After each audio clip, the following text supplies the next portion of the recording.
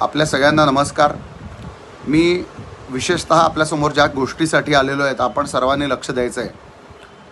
प्रयागराज इथे महाकुंभ जो चालू आहे त्याचीच प्रतिकृती रूपात जे लोक भाविक तिथे जाऊ शकले नाही, तसे नागपुरातच कमीत कमी 5 लाखाहून अधिक भाविक आहे की जे जाऊ शकले नाही। त्याच्यामुळे त्या सगळ्यांच्या भाविकांसाठी, विदर्भातल्या लोकांसाठी आपण माननीय देवेंद्रजी फडणवीस आणि ॲडव्होकेट आशिष शेलार जे सांस्कृतिक विभागाचे मंत्री आहेत यांच्या विद्यमाने आणि नितीनजींच्या विद्यमाने एक आपण संगम स्नानाचा शॉवर म्हणजे फॉगिंग राहतं तशा पद्धतीचं आपल्याला ते संगम स्नान होणार आहे भाविकांना। आता कशी ही संकल्पना आहे तर रेशीमबाग मैदानामध्ये हा कार्यक्रम 15 आणि 16 तारखेला होऊन राहिलेला आहे, बरोबर आहे। मी जो सांगितलं होतं, मी आता फ्लायर पाठवला आहे, मेसेज पाठवला आहे, तर सगळ्यांनी लक्ष द्या। हा कार्यक्रम होतो आहे 15 आणि 16 तारखेला शनिवार आणि रविवारी।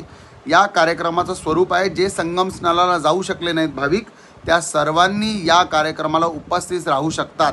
एका दिवशी जवळपास 20 ते 25,000 लोक ते संगम स्नान करतील। स्नान म्हणजे बाल्टी पेला आंघोळ करायची नाही आहे, ते शॉवरिंगचं मेथड राहणार आहे।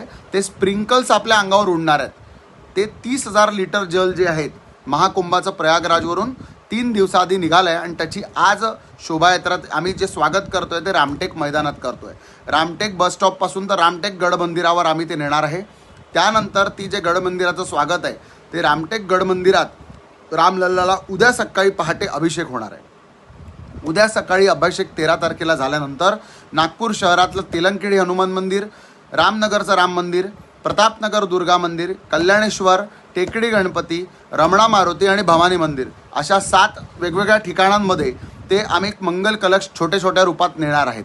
का बरं? तर प्रसिद्धी झाली पाहिजे, भाविकांपर्यंत माहिती झाली पाहिजे।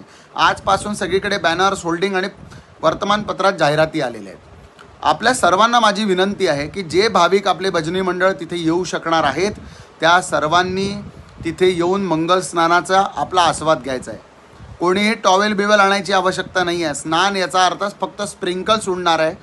आतमध्ये शिरलं की ते स्प्रिंकल्स आपल्या अंगावर येणार आहेत। मोठे 2 डोम राहणार आहे। आतमध्ये आपण गेलेत शॉवरमधून की समर्थ सद्गुरू गजानन महाराज, साईबाबा, त्याच्यानंतर स्वामी समर्थ आणि अनेक आध्यात्मिक गुरु अशा त्यांच्या मंगल पादुका तिथे राहणार आहेत। त्यांचं आपण दर्शन करू शकता। त्यानंतर आपल्याला त्यांनी आध्यात्मिक कार्यक्रम दिलेले आहेत पूर्ण। जे भजनी मंडळं उत्तम आत्ता खासदार भजन स्पर्धेत सादरीकरण झालं अशा भजनी मंडळांना 20 मंडळांना मी तिथे मंच दिलेला आहे आणि त्या ठिकाणी ते 1.25 तास तिथे सादरीकरण करणार आहेत। त्यामुळे हा कार्यक्रम 15 आणि 16चा सगळ्यांनी लक्षात ठेवायचा आहे। आणि त्या व्यतिरिक्त ज्या भजनी मंडळांसाठी जो मी मेसेज टाकलेला आहे, सकाळी 7:30 वाजता गजानन महाराज चौक, रेशीमबाग, नागपूर इथून तर रेशीमबाग मैदान फक्त 800 मीटर अंतरावर आहे, 1 किलोमीटरपेक्षा कमी अंतरावर आहे। सकाळी 7:30 ते 7:45 वाजता ती रथयात्रा सुरू होणार आहे, ज्यामध्ये त्या श्रीच्या गुरु महाराजांच्या सगळ्यांच्या पादुका, त्याचप्रमाणे तो दिव्य कुंभ कलश पूर्ण टँक जी आहे तिथे रेशीमबाग ग्राउंडवर रेडी राहणार आहे। परंतु जो एक मंगल कलश आहे त्याचा सगळ्यांमध्ये वाजत स्वागत आपल्याला करायचं आहे। बँड आहे, ढोलताशा पथक आहे, बग्गी आहे, असा याच्यावर ते सगळं राहणार आहे। तर आपल्या सर्व भजनी मंडळांना ज्यांना त्याच्यात सहभागी व्हायचं आहे त्यांनी मंगल वेशात, शक्यतो पिवळा किंवा ऑरेंज साडी घालून जे भजनी मंडळ येणार आहे, मी त्यांना सांगितलं आहे की आपण आपली उपस्थिती टाका की आमचे 10 लोक येणार, आमचे 12 लोक येणार। जर आपण तशी उपस्थिती टाकली तर मला त्या भजनी मंडळांच्या प्रमुखांकडे त्यांचे जे पॅकेट्स आहे, फूड पॅकेट्स, त्यांना काही नाश्त्यासाठी ते आम्हाला हँडओव्हर करायचे आहे, पाण्याच्या बॉटल हँडओव्हर करायच्या आहे। त्यासाठी मला ते सगळं सांगा। सकाळी 7:30 वाजता रॅली बरोबर तुम्हाला पोहोचायचं आहे। जे भजनी मंडळ येऊ शकतात त्यांनी तिथे नोंद करा या ग्रुपवर खासदार भजन स्पर्धेच्या। त्यांनी 7:30 वाजता पोहोचून 8 वाजता आपल्याला मंगल गजरात सगळं DJ वगैरे लागून त्याच्यामध्ये आपल्याला त्या रॅलीचं स्वागत, वटेश्वर हनुमान मंदिर आहे, संघाचा मारुती आहे, पुष्पांजली आहे, त्यानंतर केशवद्वार आहे, त्यानंतर मोहनमतेंचं ऑफिस आणि प्रवीण दटकेंचं कार्यालय, अशा सगळ्यांमधून रेशीमबाग ग्राउंडमध्ये ती यात्रा जाणार आहे। तर आपल्या सर्वांना माझी नम्र विनंती आहे, ज्यांना उत्साह सहभागी व्हायचा आहे, आपण जर तिथे पोहोचलात आणि आधी आम्हाला माहीत राहिलं तर आम्ही तुम्हाला काही कुपन देऊ, जेणेकरून नंतर जी भीड वाढणार आहे दुपारी 12 नंतर तर आपल्याला स्नानासाठी रांगेत उभं राहायची जास्त आवश्यकता नाही। आपण जर आमच्या यात्रेसोबत आलात तर सकाळी 9, 9:15 वाजता ती यात्रा पोहोचेल रेशीमबाग ग्राउंडवर। पोहोचल्यानंतर आपल्याला रांगेत लागायचं आणि पटापट ते शॉवरिंग आपल्या अंगावर होईल। कुंभस्नानाचं, आणि त्याच्यानंतर आपल्याला सगळ्याच पादुकांचं दर्शन करता येईल. काही लोकांना थांबायचं आहे तर ते सभामंडप आहे तिथे थांबू शकता, ज्यांना जायचं आहे ते मोकळं होऊ शकता, कारण की याचा मेसेज खूप मोठ्या प्रमाणात पसरणार आहे आणि 25 ते 40,000 लोक पर डे येऊ शकतात असा आमचा अंदाज आहे.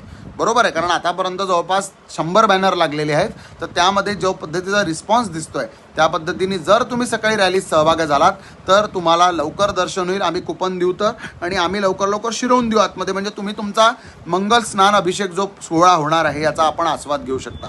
तर सर्वांनी या गोष्टीकडे लक्ष द्यायचं आहे. ज्यांना सहभागी व्हायचं आहे, एक मोठं मंडळ म्हणून त्यांनी आपले टाळ, आपलं काही चांगली कलरचा एखादा दुपट्टा ऑरेंज वगैरे जे काही तुमच्याकडे असेल, कोणी विठ्ठल रुक्मिणी राम वगैरे असे कोणी सजून येत असेल तर तसे या.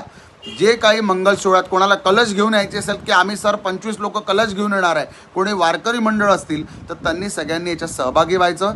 मला आपण फक्त या ग्रुपवर, खासदार भजन स्पर्धे ग्रुपवर आपण सांगा की आमचं हे भजनी मंडळ 7:30 वाजता येणार आहे 15 तारखेला